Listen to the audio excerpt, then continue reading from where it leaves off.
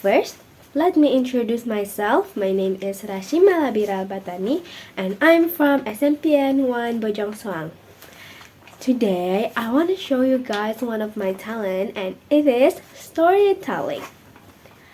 The story that I want to share to you guys is The Prince Who Didn't Want to Be King.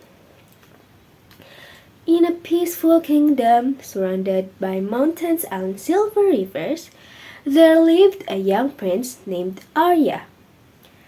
Everyone admired him. He was friendly, curious, and never hesitated to help anyone who needed. But deep inside, Arya carried a secret fear, and that is, he didn't want to be a king.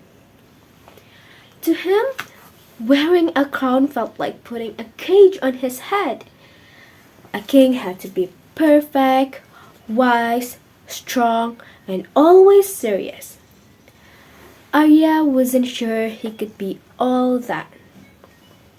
He just wanted to live freely, talk to the villagers, explore the forest, and laughing without anyone judging him whether it was proper for a future king.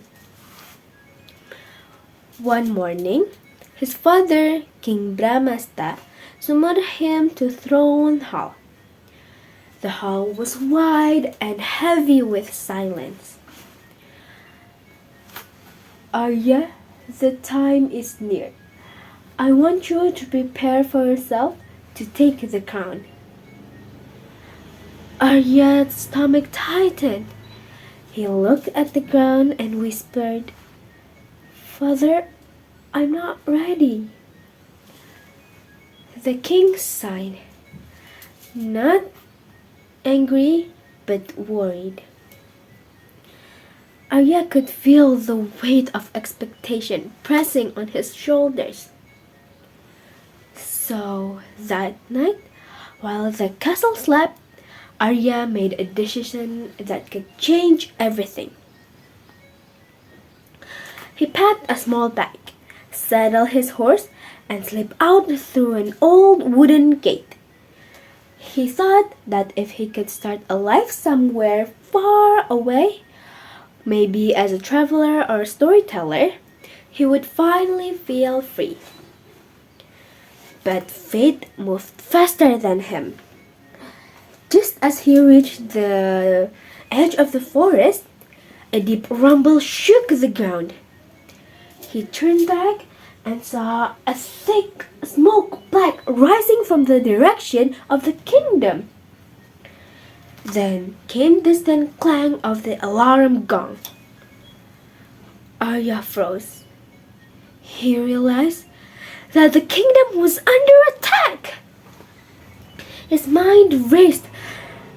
If I go back, I'll face danger and responsibility. But if I left, everyone I love might suffer. His heart answered for him.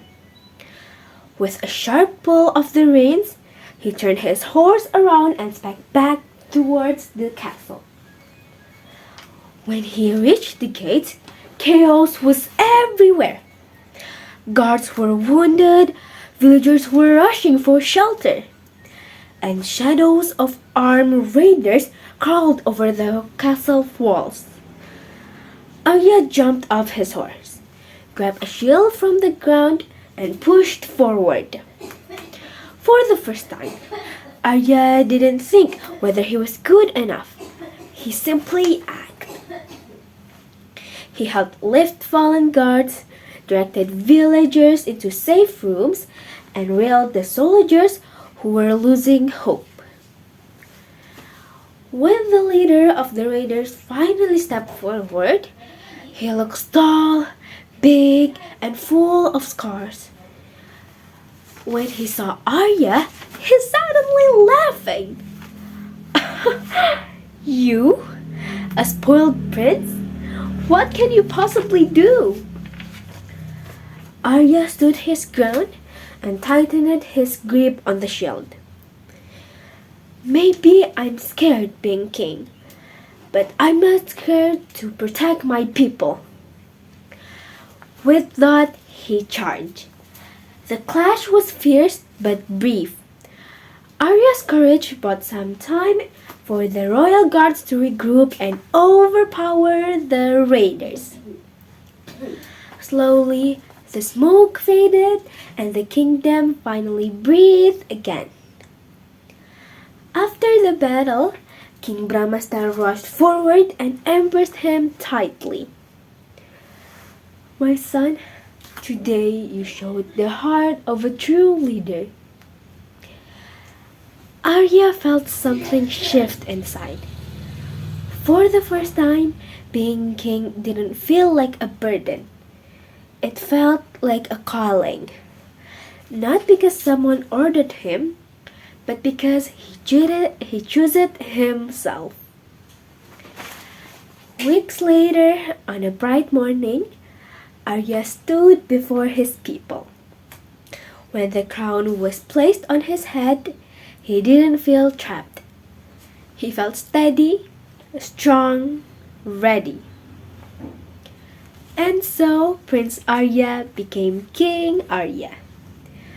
Not the king everyone expected him to be, but the king that the people truly need.